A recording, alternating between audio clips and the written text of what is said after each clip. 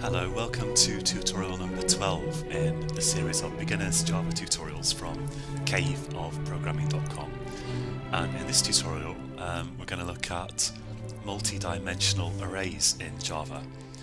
So a one-dimensional array would be, for example, I could say int array values equals, and then I could specify a bunch of integers here, like this. And the reason this is called a one-dimensional array is because to specify the position of one of the items in this lit, I just need one number or dimension. So I could say, sysout values 2, for example. And here I get my array value. So I'm just using one dimension here to specify this one array index. A multi-dimensional array would require more than one array index to specify the value. So in this tutorial I'm just going to look at two-dimensional arrays, but you can easily extrapolate this to 3 or 4 dimensional arrays if you're completely crazy. So let's have a look at an example of a two-dimensional array. So the first difference is to create the variable that will point to the array, I need two sets of square brackets like this. And then I say, let's say, I'll call this grid and I'll set this equal to, and I open my bracket as before and I'll close it down here and I'll put a semicolon in. And now what we're going to have in here?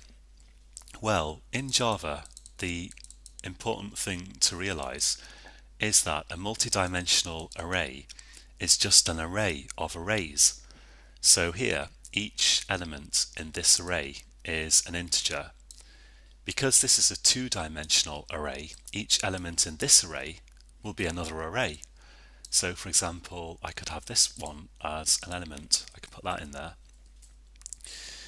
And because each element is an array, and actually each element technically is a reference to an array, unlike in C++, say, the different elements of this array don't have to be the same length. So I could have like 2 values here, for example, and then I don't know, 1, 2, 3, 4. I could have 4 values here, and so on.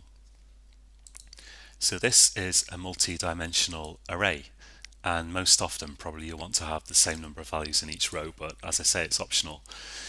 And to refer to values in this is basically a table or a grid of numbers. What you do is, I could say, let's say I want to refer to this value. So I type grid, which is the name of the array reference here, the array variable, and then this is row 0, row 1, row 2, and you need the row first, because if you think of these as being, each of these is an element of the kind of bigger array, the outer array, then the first thing you need to do is specify the position of this. So in other words, you type the row index first. It's always row column. So here, this is row, it's the second row, but because we start numbering from 0, this is array index 1. And then again, this is going to be going to be at index 0 within that row, and this is going to be at index 1. So here again, it's going to be 1 1. So this means row 1 column 1, but don't forget you start numbering from 0. So 0 1 for the rows, and then 0 1 for the columns. Let's output this value, and I should get 4. I can also, of course, output, for example, maybe it's less confusing if I output a value that isn't at 1 1. So let's say this one will be 0 and 0 1 2. So this value is 0 2. So if I copy that and output this, I will say 0 2. So row 0 column 2, and I output that and I get 2 3 4 3 again. Now here I'm initializing the array at the same time that I declare it, and of course I can just create the array first and initialize it later. I could say, what about, I could use a string, let's say string array. So a two-dimensional array of strings, call it texts, equals, and I say new string, and here I have the number of entries that I want in the sort of outer array, in other words the number of rows that I want here. So let's have 2 rows, and then I specify the number of columns that I want in this array. Let's say 3. So this is an array of strings, a two-dimensional array of strings, and technically a two-dimensional array of references to strings. And I could output any value in this array of strings by saying, let's say I could have text 0, and then let's output, so 0th row and first column. And of course, because I haven't set any strings yet, that will be null. And I could of course assign values to these strings by saying, let's say text 0, 0 and 1 equals hello there, and let's just put this up here so that I set it before I output it, and you get hello there. Iterating through arrays of strings, iterating through two-dimensional arrays of strings or integers or whatever, is of course a little bit more complex than the one-dimensional case. You could use the for loop with a colon style of doing it, but I think it's actually simpler just to stick to for loops with loop counters for two-dimensional arrays. So let's look at how you do that. So what you do is first you iterate through the rows, and then you iterate through the columns. So you have a nested for loop within a for loop. So for the outer array, let's take grid, and I'll say for int I equals 0, I less than grid.length, as if it was a one-dimensional array, I++. So this is iterating over the rows here, and now I want to iterate over the columns within this. So I say for, and I need to choose a different name for the loop variable here to avoid a conflict. So I'll say for int k equals 0. In fact, just to make it clearer, I could in fact not use I, but I could call this row. So row, that's better actually. And then here I could say for int col equals 0, col less than. Now what is the dimension of the row that we want to iterate over? I mean, what's the length of the row that I'm iterating over? It's actually going to be grid array brackets row dot length, and then col ++.